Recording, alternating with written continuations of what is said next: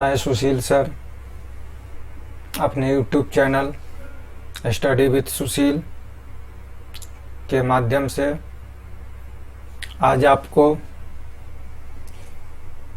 Physics के lesson rest and motion से related objective question का अध्ययन कराने जा रहा हूँ।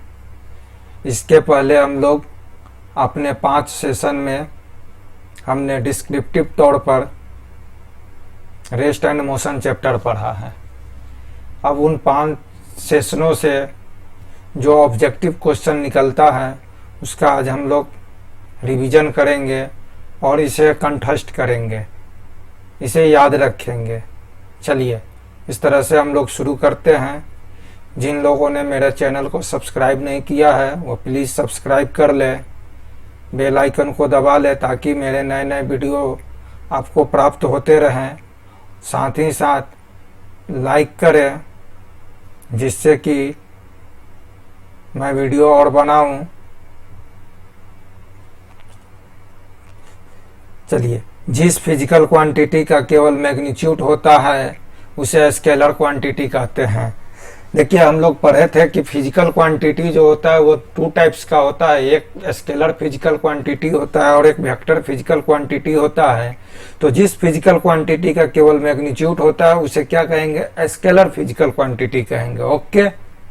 और जिस फिजिकल क्वांटिटी का मैग्नीट्यूड एंड डायरेक्शन होता है उसे वेक्टर क्वांटिटी कहते हैं। जिस फिजिकल क्वांटिटी का मैग्नीट्यूड और डायरेक्शन होगा उसे क्या कहेंगे? हम लोग वेक्टर क्वांटिटी कहेंगे। अब आ जाइए, हम लोग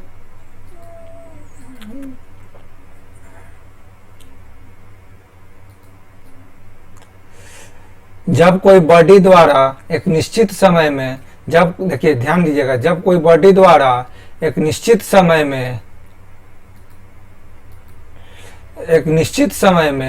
अपने पोजीशन में परिवर्तन को क्या कहते हैं? मोशन कहते हैं। जब कोई बॉडी द्वारा एक निश्चित टाइम में, एक निश्चित सर्टेन टाइम में अपने पोजीशन में परिवर्तन को क्या कहते हैं? हम लोग मोशन कहते हैं। ठीक है ना। अब आइए आगे हम लोग बढ़ते हैं।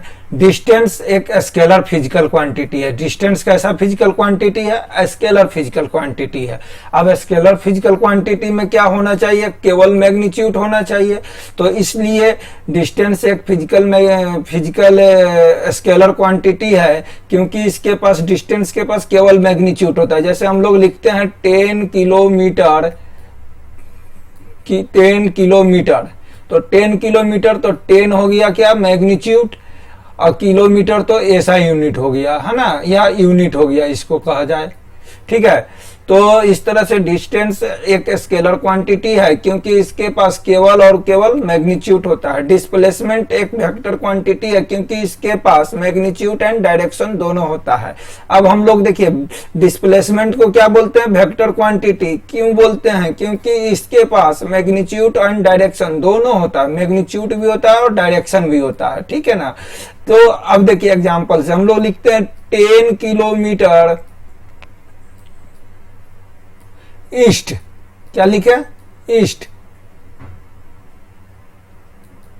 तो अब यहां पर 10 किलोमीटर क्या है? मेरा मैग्नीट्यूड है और ईस्ट क्या है? वो डायरेक्शन है। तो इसलिए डिस्प्लेसमेंट क्या होता है? वो वेक्टर क्वांटिटी होता है।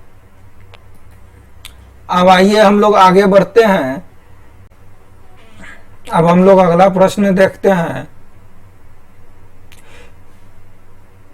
समय के साथ डिस्टेंस में जो परिवर्तन होता है उस दर को स्पीड कहते हैं। क्या कहते हैं? समय के साथ जो परिवर्तन होता है डिस्टेंस में उसे क्या कहते हैं? स्पीड कहते हैं। ठीक है। क्या कहते हैं? स्पीड कहते हैं। डिस्टेंस में जो परिवर्तन होता है उसे क्या कहते हैं? स्पीड कहते हैं। स्पीड कहते हैं। और समय के साथ डिस्प्लेसमेंट में जो परिवर्तन होता है उस दर को हम लोग वेलोसिटी कहते हैं। डिस्प्लेसमेंट में जो समय के साथ परिवर्तन होता है उस दर को क्या कहते हैं? वेलोसिटी कहते हैं। इट मीन्स कि स्पीड बराबर डिस्टेंस बाय टाइम। ठीक है ना। और यहाँ पर वेलोसिटी बराबर डिस्प्लेसमेंट बाय टाइम। ठीक है, अब जो है डिस्टेंस टाइम के स्लोप को स्पीड कहते हैं। क्या कहते हैं? डिस्टेंस टाइम के स्लोप को क्या कहते हैं? स्पीड कहते हैं। जैसे देखिए, ये आपका एक्स एक्सिस है और ये वाई एक्सिस है, ये आपका टाइम है और ये क्या है? डिस्टेंस है।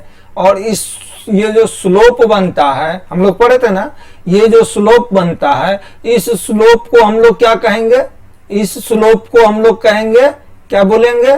इस स्लोप को हम लोग बोलेंगे स्पीड। क्या बोलेंगे? स्पीड बोलेंगे। ओके, चलिए आगे बढ़े।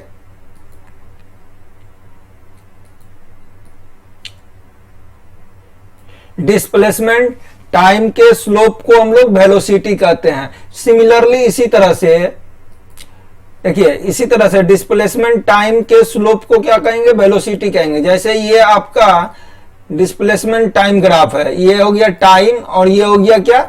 डिस्प्लेसमेंट, और ये आपका ग्राफ बना, ये ओरिजिन हो गया। ठीक है, तो ये जो लाइन बन रहा है, इस लाइन को, ये स्लोप को क्या हम लोग कहेंगे? वेलोसिटी कहेंगे।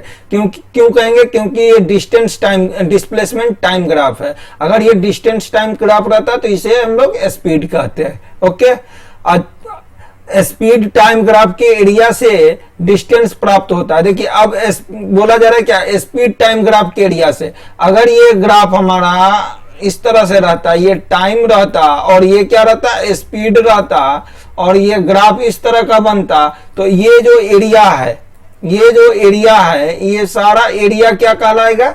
ये जो एरिया फाइंड आउट होगा वो क्या कहलाएगा? डिस्टेंस कहलाएगा। ओके, ये सारा एरिया क्या कहलाएगा? डिस्टेंस कहलाएगा। ठीक इसी तरह से वेलोसिटी टाइम ग्राफ के एरिया को हम लोग डिस्प्लेसमेंट बोलेंगे। ये जैसे आपका टाइम हो गया और ये क्या हो गया? वेलोसिटी, और ये जो है कि वेलोसिटी टाइम ग्राफ है, और ये जो एरिया बनेगा, इस एरिया को हम लोग क्या कहेंगे? डिस्प्लेसमेंट कहेंगे। क्या कहेंगे? डिस्प्लेसमेंट। तो वेलोसिटी टाइम ग्राफ के एरिया से हमें क्या प्राप्त होता है? डिस्प्लेसमेंट मिलता है। ओके,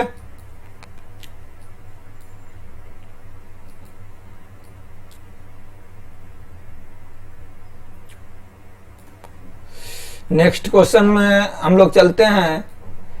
नेक्स्ट क्वेश्चन क्या है कि जब किसी बॉडी का वेलोसिटी समय के अनुसार नहीं बदलता है तो उसे यूनिफॉर्म वेलोसिटी कहते हैं। क्या कहते हैं?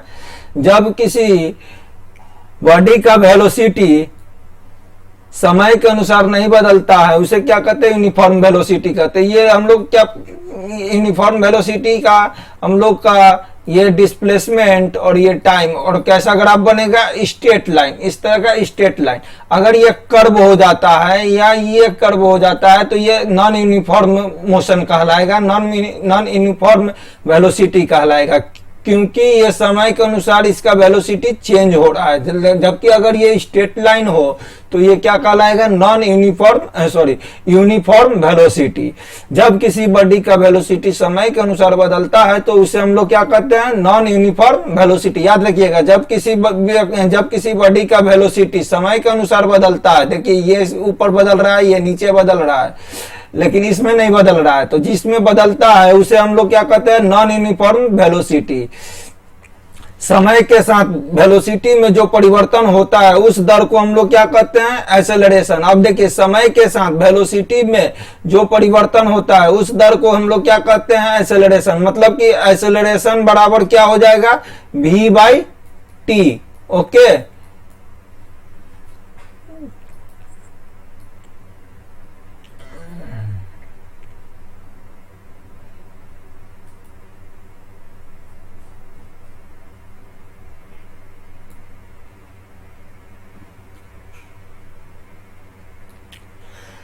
अब हम लोग देखते हैं नेक्स्ट प्रश्न। वेलोसिटी टाइम ग्राफ के स्लोप को क्या कहते हैं? एक्सेलरेशन कहते हैं। वेलोसिटी टाइम ग्राफ के स्लोप को क्या कहते हैं? एक्सेलरेशन हम लोग कहते हैं। जैसे देखिए, ये टाइम, ये जो है टाइम है और ये क्या है, वेलोसिटी है, और ये जो स्लोप प्राप्त होता है, इस स्लोप को हम लोग क्या कहते हैं, एक्सेलरेशन कहते हैं।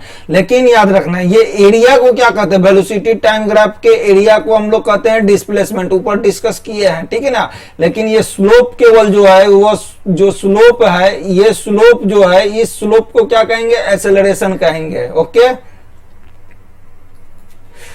नेगेटिव एक्सेलरेशन को रिटार्डेशन या डेक्लेरेशन कहते हैं। डेक्लेरेशन, नेगेटिव एक्सेलरेशन को हम लोग क्या कहते हैं, रिटार्डेशन या डेक्लेरेशन कहते हैं, ठीक है ना। किसी वस्तु को देखिए, कोई भी बॉडी, जब कोई भी बॉडी को स्पीड इंक्रीज करने के लिए एक्सेलरेशन की जरूरत पड़ती है, स्पीड इंक्रीज करने के लिए एक्सेलरेशन की जरूरत पड़ती है, और स्पीड डिक्रीज करने के लिए या जीरो करने के लिए या रेस्ट में आने के लिए किस चीज की जरूरत पड़ती है, डेक्लेरेशन की, रिटार्डेशन की जरूरत पड़ती है, जो कि क्या होता है, नेगेटिव एक्सेलरेशन होता है। ओके, चलिए इस तरह से आप लोग जो है कि आज फिजिक्स का ऑब्जेक्टिव क्वेश्चन से संबंधित, रेस्ट एंड मोशन से संबंधित ऑब्जेक्टिव क्वेश्चन क्लियर किए हैं।